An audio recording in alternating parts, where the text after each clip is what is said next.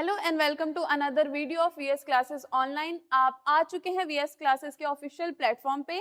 हम आपको multiple subject से वेरियस कंटेंट अवेलेबल करवाते हैं। साथ ही साथ हम ये भी कोशिश करते हैं कि जो भी चीज़ें हम आपको यहाँ पर ऑनलाइन क्लासेस के थ्रू लेक्चर्स हैं, जो कुछ भी है हम पढ़ा रहे हैं, उसके जो कंटेंट है, पीडीएफ है, पीपीटी है, नोटबुक है, वो सारी चीज़ें हम आपको प्रोवाइड करवा सकें।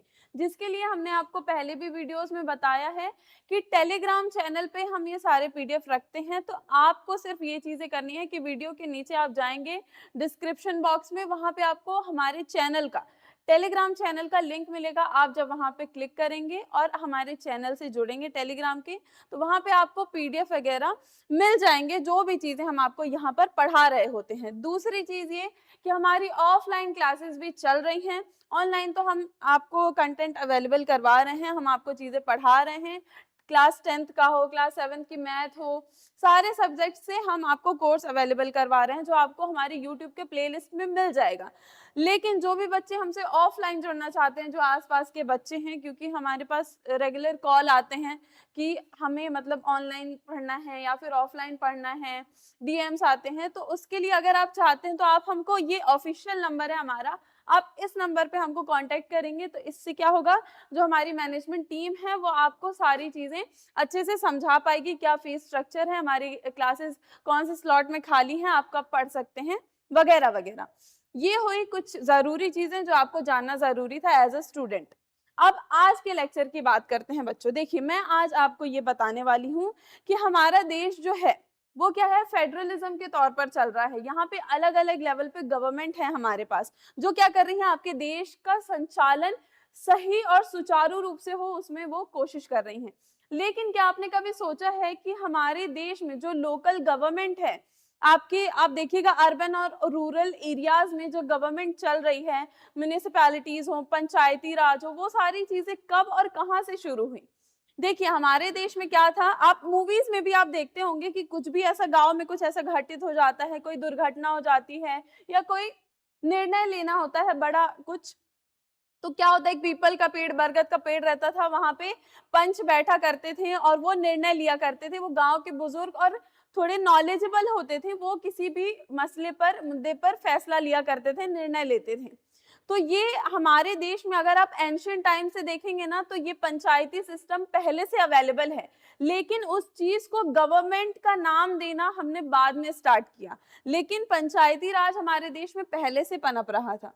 तो हमें क्या करना है, उसके बारे में आज डिटेल पढ़ना है, जिसमें मैं आपको बताऊंगी कि कौन कौन सी अलग अलग समितियां हैं, कमिटीज बनी थी इस गवर्नमेंट को इंट्रोड्यूस करवाने के लिए, कॉन्स्टिट्यूशनल उनको दर्जा दिलवाने के लिए कौन सी कमिटीज थी, उसके बारे में हम आज पढ़ेंगे। आप देखिएगा, the journey to the grass root, the story of India's panchayati raj from ancient idea to constitutional law. कैसे हमारे देश में जो एंशियंट आइडिया था कि एक पेड़ के नीचे बैठ करके हम क्या करते थे, निर्णय लिया करते थे, उसको हमने कॉन्स्टिट्यूशनल, संवैधानिक अधिकार कैसे दिलाया गया, ये मैं आपको आज पढ़ाने वाली हूँ। तो बेसिकली आप क्या पढ़ेंगे, जो एंशियंट आइडिया था उसको कॉन्स्टिट्यूशनल पावर कैसे मिली, जो है पंचायती राज उसको कैसे मिला। कॉन्टेक्ट नंबर लिख लीजिएगा, अब आगे बढ़ते हैं। Sorry. The guiding principle what decentralisation is. देखिए, डिसेंट्रलाइजेशन क्या होता है, सबसे पहले ये समझिए क्या होता है, पहले रीड करते हैं। When power and responsibilities are transferred from central और state government to local bodies. Local bodies में कौन कौन आते हैं, panchayat, municipalities, it is called decentralisation. Decentralisation क्या होता है, मान लीजिए एक सेंट्रल गवर्नमेंट है जो आपके देश में काम कर रही है, ठीक है, फिर उसके बाद से अलग अलग स्टेट लेवल पे भी आपकी गवर्नमेंट काम कर रही होती है ना।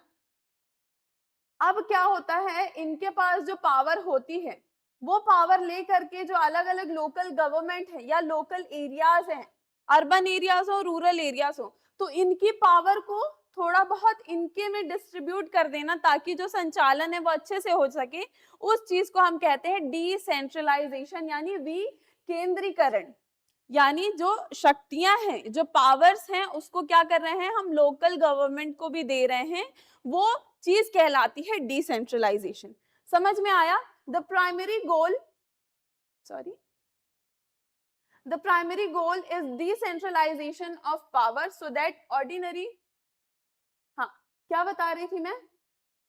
The primary goal is the decentralization of power so that ordinary citizen can directly participate in development and administration of their own region.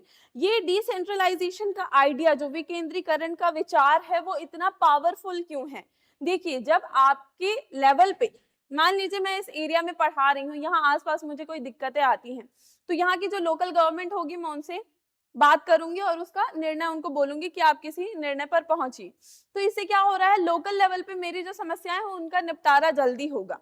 और इससे क्या होगा, हमारे देश का हमारा देश एक बहुत बड़ा कंट्री है, यहाँ पे बहुत सारी डाइवर्सिटीज हैं, अलग अलग कल्चर के लोग रहते हैं। तो अब ये जो कल्चर है उसको प्रिजर्व करने के लिए भी जरूरी है कि डिसेंट्रलाइजेशन हो, साथ ही साथ हम क्या है पार्टिसिपेट कर सके डेवलपमेंट पे, हमारे देश के, हमारे छोटे से कस्बे के।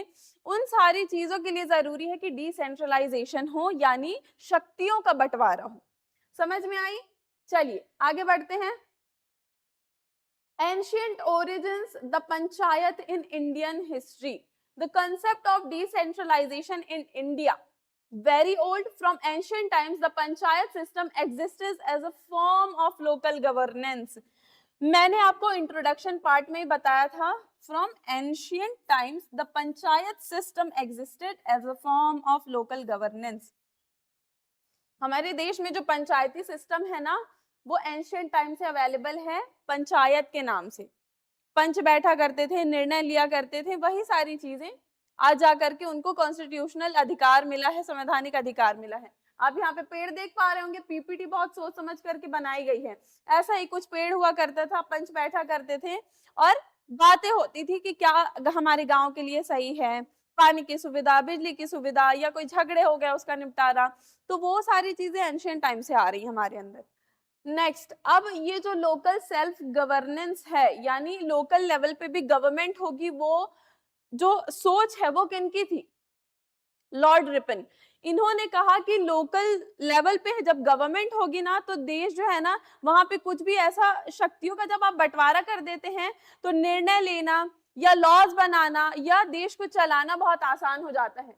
A modern foundation, Lord Ripon 1882 proposal. क्या बोला था इन्होंने? इन मॉडर्न हिस्ट्री, दिख रहा है आपको? हाँ, in modern history it was Lord Ripon who in 1882, ये इंपॉर्टेंट डेट है, put forward the proposal for local self government. For this reason he is considered the father of local self governance. ये fact है, याद कर लीजिएगा। Father of local self governance किसको बोला जाता है? लॉर्ड रिपन को बोला जाता है, क्योंकि इन्होंने क्या किया था, 1882 में ये प्रपोजल दिया था कि लोकल लेवल पे भी गवर्नमेंट होनी जरूरी है। चलिए आगे बढ़ते हैं। कम शब्दों में ज्यादा बातें समझाने की कोशिश रहती है हमारी। Crafting the blueprint, the era of committee. यहाँ से आपका मेन जो चीज है वो शुरू होता है कि सेल्फ गवर्नेंस जो है उसको इंट्रोड्यूस करने के लिए अलग अलग कमेटी ने अलग अलग कुछ फैसले लिए थे या डिसीजन लिए थे या कुछ सुझाव दिए थे। उन कमिटीज के बारे में पढ़ते हैं। With India's independence, the challenge was to design a uniform and effective structure for local governance. A series of expert committees were formed to create the blueprint for today's पंचायती राज। क्या बोला जा रहा है? देखिए, जब हमारा देश आजाद हुआ था तो हमको एक ऐसे गवर्नेंस की जरूरत थी जो लोकल लेवल पे भी काम कर सके। ऐसी गवर्नमेंट हो जो यूनिफॉर्म हो, एक साथ चले और इफेक्टिव भी हो सारे लोगों के लिए। तो उसके लिए जरूरी था कि लोकल लेवल पे गवर्नमेंट हो, और हमको पंचायती राज का ब्लूप्रिंट तब हमने बनाना शुरू किया था। ये पहली चीज।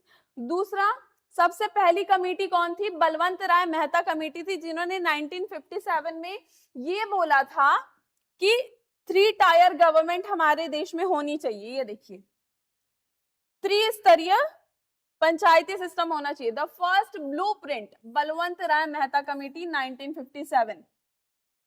लोकल गवर्नमेंट होना चाहिए, उसमें सबसे पहली कमेटी बनाई गई बलवंत राय कमेटी। इन्होंने बोला कि 3 लेवल पे गवर्नमेंट होनी चाहिए। This committee recommended the implementation of a scheme of democratic decentralisation. लोकतांत्रिक विकेंद्रीकरण होना चाहिए। It propose the foundational 3 tier त्रिस्तरीय पंचायती राज सिस्टम। इन्होंने क्या बोला, देखिए इन्होंने बोला विलेज लेवल पे एक ग्राम पंचायत होगा, फिर ब्लॉक लेवल पे एक गवर्नमेंट होगी और डिस्ट्रिक्ट लेवल पे एक गवर्नमेंट होनी चाहिए। तो ये क्या 1 2 3, और इसे ही बोला गया 3 टायर गवर्नमेंट, यानी 3 अलग अलग स्तरों पर गवर्नमेंट होनी चाहिए। बलवंत राय मेहता कमेटी ने ये ब्लूप्रिंट तैयार किया। ये पहली कमेटी थी। दूसरी कमेटी आई, अब देखिए जब जो बलवंत राय कमेटी थी उन्होंने जब 1957 में ये सुझाव दिया कि त्रिस्तरीय हमारे देश में सरकार होनी चाहिए, विलेज लेवल पे, ब्लॉक लेवल पे, ठीक है। तो क्या हुआ, उसका पहला इनॉग्रेशन हुआ, जेएल नेहरू ने किया था। On October 2 1959 prime minister Jawaharlal Nehru formally inaugurated the first Panchayati raj system. पहला पंचायती राज सिस्टम इनॉग्रेट किया गया था जेएल नेहरू जी के द्वारा, जो हमारे प्राइम मिनिस्टर थे। The historic event took place in Nagaur district, Rajasthan. तो पहला पंचायती राज जो इनॉग्रेट किया गया था वो राजस्थान में किया गया था 1959 में, और इसका सुझाव बलवंत राय कमेटी 1957 में हुआ था। तो सीक्वेंस भी समझते जाइएगा। पहली कमेटी थी बलवंत राय कमेटी, ठीक है, और इन्होंने कब बोला था, 1957 में इन्होंने बताया था कि ये सुझाव इन्होंने दिया था कि ऐसा होना चाहिए, और फिर 1959 में जाकर के ये डिसीजन लिया गया और इनॉग्रेट किया गया। सॉरी। फिर आती है हमारी दूसरी committee, refining the structure, the Ashok Mehta committee. 1977 में फिर एक और सेकेंड कमेटी है ये आती है, और ये कहती है the committee was form to suggest measures to strengthen the panchayati raj system. Panchayati raj system तो बन गया, लेकिन उसको और बेहतर करने की जरूरत थी। तो उस काम के लिए यहाँ पे कौन आया, Ashok Mehta committee I. It recommended a 2 tyre model instead of 3 tyre. जो 3 लेवल पे गवर्नमेंट थी, विलेज लेवल पे, डिस्ट्रिक्ट लेवल पे, ब्लॉक लेवल पे, उसको इन्होंने रिजेक्ट करके इन्होंने कहा कि हमारे देश में 2 लेवल पे गवर्नमेंट होनी चाहिए। It also proposed a role for political parties in panchayati election. इन्होंने ये भी कहा कि जो पंचायत है या जो लोकल गवर्नमेंट है उसको कॉन्स्टिट्यूशनल अधिकार भी मिलना चाहिए। और इन्होंने 2 टायर किस हिसाब से बोला था, देखिए जो 3 टायर था ना उसको इन्होंने बोला कि हमको 2 लेवल पे गवर्नमेंट होना चाहिए, डिस्ट्रिक्ट लेवल पे और ग्राम लेवल पे। ये इनका सुझाव था। तो अब इनके सुझाव का क्या किया गया फिर तीसरी कमेटी हमारे पास कौन आती है, गेम चेंजर कमेटी इसको बोलते हैं। तीसरी कमेटी हमारे पास आई एलएम सिंघवी कमेटी 1986 में। द मोस्ट क्रिटिकल रिकमेंडेशन इन्होंने किया था, this committee made the most crucial recommendation that panchayat should be granted constitutional status. देखिए 1977 में जो कमेटी थी हमारे पास, अशोक मेहता कमेटी, उन्होंने तो बोला था कि हमको पंचायती राज को अधिकार देना चाहिए संवैधानिक, लेकिन इन्होंने उस बात को और जोर डाला और बोला कि कॉन्स्टिट्यूशनल स्टेटस हमको ग्रांट करना होगा पंचायत लेवल को। This was to ensure they would not remain institution just on paper, giving them permanence and power। यानी ये जो पंचायत लेवल है उसको सिर्फ पेपर पे हम ना रखें कि ये कमेटी है जो काम करती है, सिर्फ पेपर्स पे ना रहे, उसको संवैधानिक अधिकार जब आप देंगे तो वो अपनी जिम्मेदारियों को समझेंगे, अपने पावर्स को समझेंगे और वो उसी तरीके से प्रोसीड करेंगे कि वो भारत का एक अहम हिस्सा है और वो उसी तरीके से काम करेंगे। इसलिए जो एलएम सिंघवी कमेटी है उसको गेम चेंजर कमेटी बोला जाता है। तो अब इनके सजेशन का क्या किया गया उस सजेशन को बहुत सीरियसली लिया गया और सबसे बड़ा माइलस्टोन रखा गया हमारे संविधान का 73rd और 74th अमेंडमेंट किया गया, जिसमें जो हमारा 73वां 73rd जो अमेंडमेंट था कॉन्स्टिट्यूशनल अमेंडमेंट, उसमें ये बोला गया कि जो लोकल लेवल है यानी रूरल एरियाज है वहां पे भी एक गवर्नमेंट होगी पंचायत लेवल की। और फिर 74th अमेंडमेंट किया गया जिसमें बोला गया कि अर्बन एरियाज में भी म्यूनिसिपैलिटीज होंगी। तो ये 2 अलग अलग डिसीजन लिए गए इन कमेटी के सुझाव को ध्यान में रखते हुए। रीड आउट करते हैं। The cornerstone is set, the 73rd Amendment Act 1992 legislative victory under the government of P.V. Narasimha Rao. Parliament passed this historic law. Specific focus 73rd Amendment was rural local bodies, जहां पे पंचायती राज होगा। यानी 73rd amendment हुआ PV Narasimha Rao के राज में, और वो एक हिस्टोरिक लॉ पास किया गया। ये बोला गया कि रूरल लोकल बॉडीज में पंचायती राज सिस्टम होगा, और 74th अमेंडमेंट किया गया जिसमें बोला गया कि अर्बन लोकल बॉडीज में म्यूनिसिपैलिटीज काम करेंगी। ये हमारा दो इंपॉर्टेंट चेंज लाया गया था। तो 3 कमेटीज के बारे में पढ़ा, फिर जो हमारा कॉन्स्टिट्यूशनल अमेंडमेंट हुआ उसके बारे में पढ़ा। Next, a new era begins April 24, 1993। की इवेंट क्या है? 73rd constitutional amendment act came into force on this day, enduring legacy. For this reason, every year April 24th is celebrated as national Panchayati Raj दिवस। आपने स्कूल में भी देखा होगा, आपको, मुझे तो स्कूल टाइम से याद है कि 24 अप्रैल को हम क्या करते हैं, सेलिब्रेट करते हैं पंचायती राज दिवस। क्यों मनाया जाता है? क्योंकि उसी दिन अमेंडमेंट हुआ था। तो ये याद रखिएगा। मैंने आपको फैक्ट्स भी दिए हैं। लोकल सेल्फ गवर्नेंस के जो फादर हैं वो लॉर्ड रिपन कहलाते हैं। कौन कौन सी 3 अहम कमेटियों के सुझाव के बाद ये निर्णय लिया गया था, ये सारी चीजें याद रखिएगा। The system today India's 3-tier framework. Today a 3-tier framework is functional in almost all state of India. आजादी के बाद से देखिएगा, जो भी कमेटी ने सुझाव दिए हमने उसको सीरियस लिया, क्योंकि हमें जरूरी था कि हमारा देश जो है अभी आजाद हुआ है तो उसको बेहतर बनाया जा सके। तो इसलिए हमने क्या किया, उस 3-टायर जो गवर्नमेंट का सुझाव था उसको एक्सेप्ट किया। और आज हमारे यहाँ ग्राम लेवल पे भी गवर्नमेंट होती है, ब्लॉक लेवल पे भी है, डिस्ट्रिक्ट लेवल पे भी है, और वो सिस्टम आज चला भी आ रहा है। अब देखिए क्या क्या चीजें पढ़े हैं, एक बार क्विक रिवीजन देख लीजिए। पहले हमने ये जाना कि एंशिएंट टाइम से हमारे यहाँ पंचायती राज सिस्टम था। आपको दिख रही हैं चीजें? देखिए हमारे यहाँ एंशिएंट आइडिया यही था कि पंचायती राज पहले से भी चला आ रहा था। मैंने आपको बताया पंच बैठा करते थे, निर्णय लिया करते थे।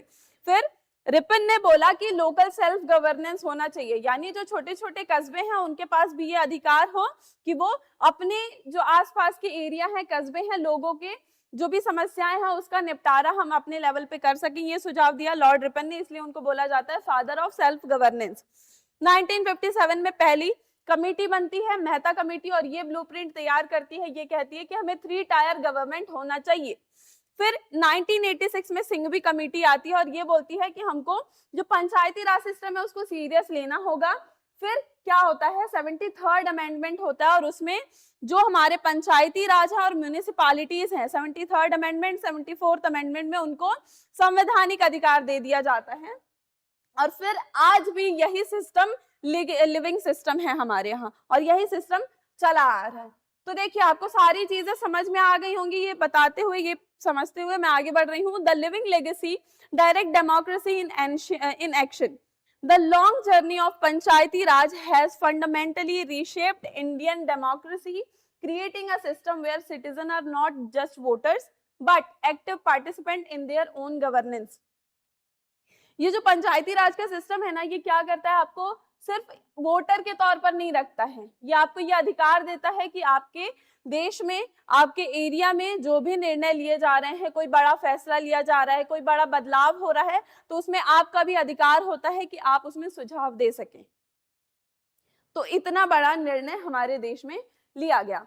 तो ये सारी चीजें मैंने आपको पढ़ाई, जिसमें मैंने आपको बताया कि एंशिएंट इंडिया में पंचायती राज अवेलेबल था, फिर अलग अलग कमिटीज आई। तो देखिए ये पढ़ाने का मकसद ये था कि आप अपने देश में जो चीजें आज चल रही हैं उसके रूट्स को भी समझें कि क्या पहले सिचुएशन थी और अब क्या है।